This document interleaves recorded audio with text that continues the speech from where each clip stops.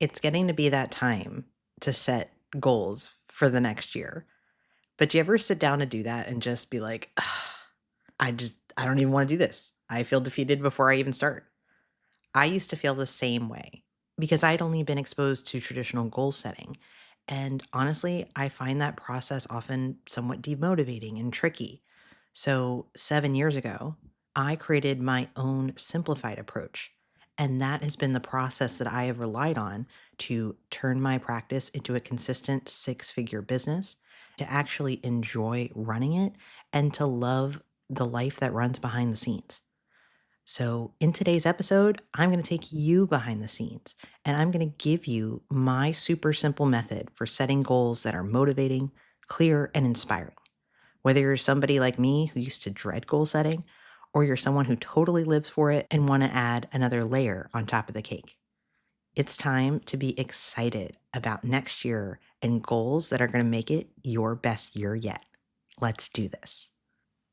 Welcome to the Establish Yourself podcast, the show that helps coaches and consultants get clear on how to talk about what you do, simplify your offers, and have more fun in your business and beyond.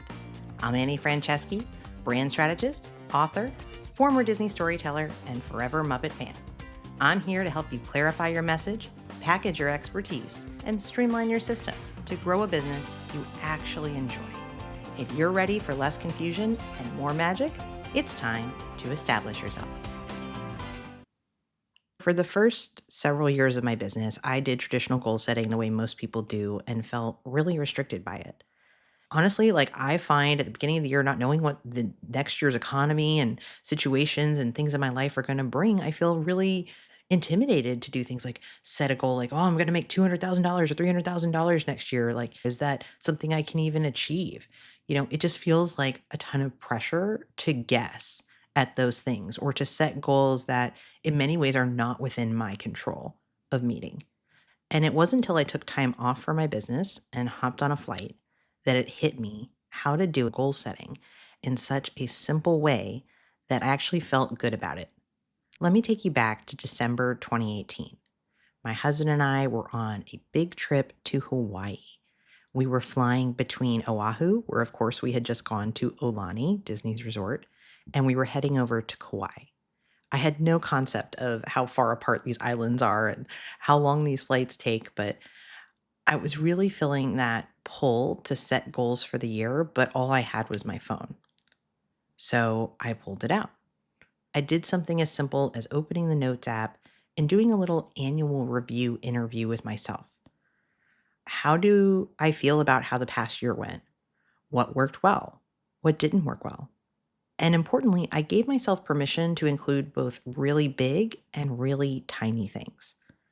Then I took those lists and I asked myself, looking ahead for the coming year, at that point, which was 2019, what do I want more of?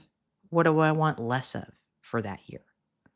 What came out of this became 4 simple directions: work less, make more, speak more, have fun. They're more like goal themes, but they prove to be incredible. Because check this out. At the end of 2019, I took stock and I had accomplished every single one. Not only that, 2019 became the very first year I was a 6-figure business. And I have since been a 6-figure or more business every single year since then. I've used that goal setting process every single year since then too. It's not a coincidence. I call this method super simple goals, and it has 3 clear steps. 1, review what happened. 2, decide what you want more and less of. And 3, simplify the themes you can remember. That's it. This is where goals meets values and you put them front and center. When I set those goals, work less, make more, speak more, have fun, they really reminded me what my values were. They became my North Star, my decision-making themes for the year. I didn't just set these themes and let them live on my phone. I printed them out on a sheet of paper in my brand fonts. I put them up in my office. This becomes a litmus test for decision-making. Okay, I'm thinking about doing this. Is it going to help me work less, make more, speak more, or have more fun? If so, it might be worth doing. What I'm advocating for is this. Worry less about putting the numbers up front. Put the theme of what you overall want to accomplish, and then the numbers will come because you've defined your values for the year. Now, I know you might be thinking, can goals this simple actually work? Isn't it helpful to have more measurable goals? Let me show you with real numbers from that first year.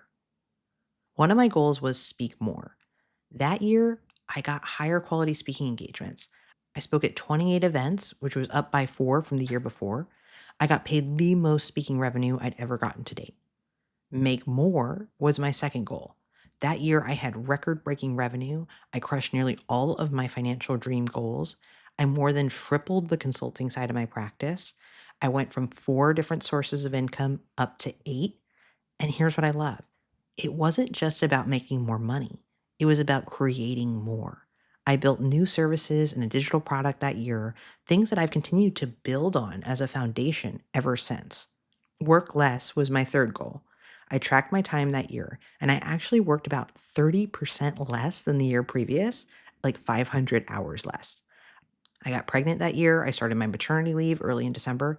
So I didn't work as much, but I made more money and my numbers backed it up. And have fun? Well, that spoke for itself. I really enjoyed my time away from my business, and I finally felt the joy of starting the journey of having our son, who is now almost 6 years old. So, how do you actually do this? The whole process takes like an hour or less, and you can do it even on your phone, like I did. First, you're going to do a simple annual review. Think back on the past year. Give yourself permission to include big and small things. How did it feel? What worked well? What didn't? Then take those lists and ask yourself, what do I want more of next year? What do I want less of? From there, simplify down to your top themes. I typically have 4 to 6. The key is to keep them simple enough that you can remember them everywhere you go, repeat them to others, and use them as a decision making tool. And here's something beautiful that happens when you do this process year after year.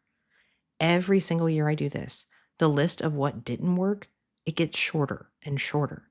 We all have stuff that we struggle with and things that will never come off our plates, but it does get better and shorter every single year. And that is such a phenomenal joy to experience.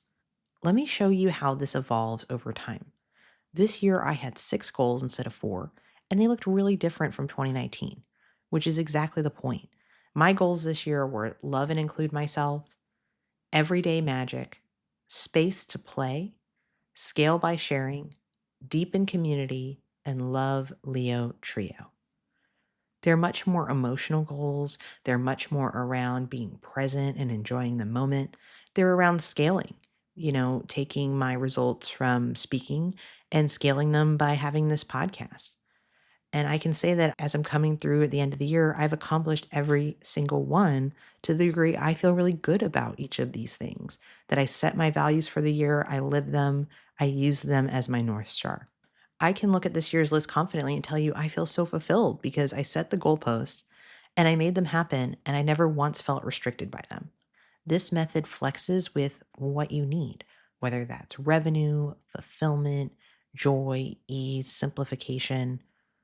It can change year to year because you evolve year to year. And that's the thing about this process that I love. It can be whatever you need it to be in any given year. And it easily pairs with traditional goals if you want to have both. I've been doing this for 7 years now, and I would absolutely credit this process as the reason that I've had a consistent 6 figure practice every single year. It lights me up and doesn't make me feel defeated if I don't hit some magic milestone that I honestly invented out of nothing. So, if this has gotten you thinking, like, I would really love to try setting goals this way, I hope you'll join me for a live workshop called Super Simple Goals. It's happening on Monday, January 5th, 2026, from 12 to 1 p.m. Eastern on Zoom. I will walk you through this exact process live, the one I do myself.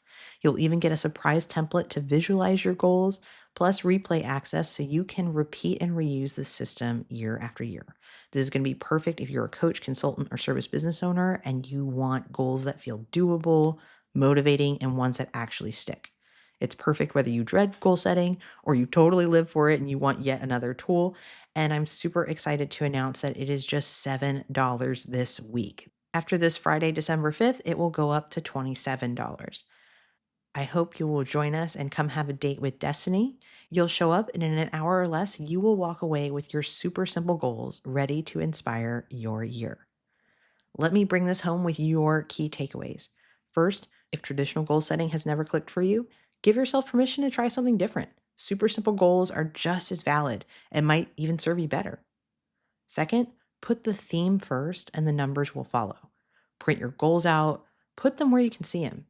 When you define your values for the year, that clarity becomes your North Star and drives results. There's a quote from Michelle Obama that I love. Success isn't about how your life looks to others, it's about how it feels to you.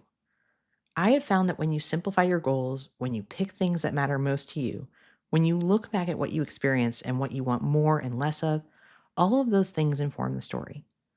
So if you want a buddy to do this with, I hope I'll see you at Super Simple Goals. But if not, just whip out your phone, grab a journal, give yourself permission to not have perfect goals, but the ones that feel simple, clear, and inspiring to you, because you can make it happen. Hey, do you like surprises?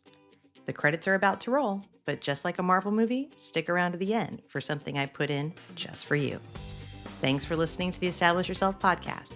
I'm Annie Franceschi, and if you're enjoying the show, it would mean so much to me if you follow it, leave a quick rating, or share it with a friend.